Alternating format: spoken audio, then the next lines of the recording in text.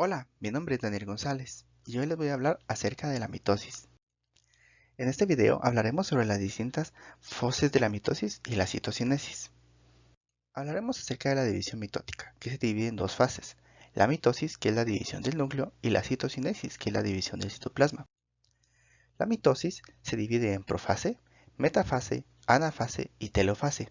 Sin embargo, como pasa en los procesos biológicos, estas fases no son acontecimientos distintos, más bien forman un continuo, es decir, cada fase se fusiona con la siguiente. La primera fase de la mitosis se llama profase. Durante la profase ocurren tres hechos principales. Los cromosomas duplicados se condensan, número uno. Luego se forman los microtúbulos del uso y por último estos microtúbulos del uso se unen a los cromosomas. Durante la profase, los cromosomas duplicados se enroscan y se condensan. Además, se desensambla y desaparece el nucleolo, un organelo del núcleo donde se unen los ribosomas. Después de que los cromosomas duplicados se condensan, comienzan a formarse los microtúbulos del uso. En las células animales, los microtúbulos del uso se originan en una región en la que se encuentran un par de estructuras que contienen microtúbulos, los centriolos. Al final de la metafase, los cinetocoros de cada cromosoma duplicado se conectan. En cada cromosoma duplicado de los microtúbulos del uso. Como resultado, cada cromosoma duplicado está conectado a los dos polos del uso. Durante la metafase, los dos cinetocoros de un cromosoma duplicado emprenden un juego de estira y afloja. Los microtúbulos se alargan o se acortan hasta que todos los cromosomas se alinean a lo largo del ecuador de la célula, con cada cinetocoro orientado hacia uno de los polos. Las cromátidas hermanas se separan y se convierten en cromosomas hijas dependientes. Con esta separación, proteínas motrices de cada cinetocoro atraen los cromosomas hasta el polo, esto es la anafase, al tiempo que carcomen el extremo del microtúbulo unido, con lo que se acorta casi al mismo tiempo los microtúbulos polares que provienen de cada polo y se unen con otros en donde se superponen en el ecuador. A continuación, estos microtúbulos polares se alargan simultáneamente y se empujan, lo cual fuerza a los polos a alejarse, y la célula adquiere una forma ovalada. Durante la telofase, los microtúbulos del uso se desensamblan y desaparecen y se forma una envoltura nuclear alrededor de cada grupo de cromosomas. Los cromosomas vuelven a su estado extendido y empiezan a formarse los nucleolos.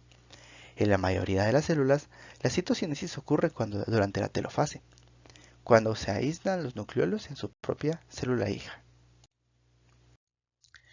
En la citocinesis, los microfilamentos unidos a la membrana plasmática forman un anillo alrededor del ecuador de la célula.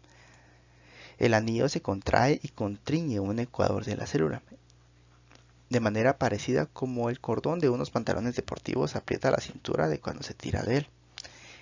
Eventualmente la cintura se constriñe completamente y divide el citoplasma en dos nuevas células hijas. Ahora hablaremos del control del ciclo celular. El ciclo celular está controlado por una familia de proteínas llamadas cinasas, dependientes de ciclinas o para abreviar CDK. La mayoría de las células de tu cuerpo se encuentran en una fase G1 del ciclo celular. Una célula se divide solo si recibe las señales de ciertas moléculas parecidas a hormonas llamadas factores de crecimiento. Los factores de crecimiento se unen a receptores en la superficie de células. Cuando se estimula una célula en G1 por los factores de crecimiento, sintetiza proteínas que se unen a las CDK específicas. A continuación, el complejo CDK de ciclinas estimula la síntesis y la actividad de proteínas que se requiere para incitar la síntesis de ADN. Así, la célula entra en fase S y replica su ADN. Al terminar la replicación de ADN, otras CDK se activan en G2 para que la célula pase a la siguiente fase, la mitosis. Para que todo esto se lleve a cabo de una manera correcta, existen los puntos de control. Los puntos de control se llevan a cabo en las siguientes partes: de G1 a fase S. En este punto se pregunta, ¿el ADN de la célula está intacto y es adecuado para replicarse? Si es así, se sigue adelante. Luego se hace otro punto de control de G2 a mitosis, en donde se hace la comprobación de el ADN se replicó bien y completamente. Si es así, se sigue a la siguiente fase. Luego se hace otra comprobación de metafase a anafase y se preguntan, ¿todos los cromosomas están unidos al uso y alineados al ecuador? Ya que esto es muy importante para evitar mutaciones. Si todo es así, entonces se sigue de manera correcta. En conclusión, tenemos que el ciclo celular es una serie ordenada de pasos que da lugar a la creación de nuevas células, pasando por procesos de control para evitar mutaciones. Muchas gracias.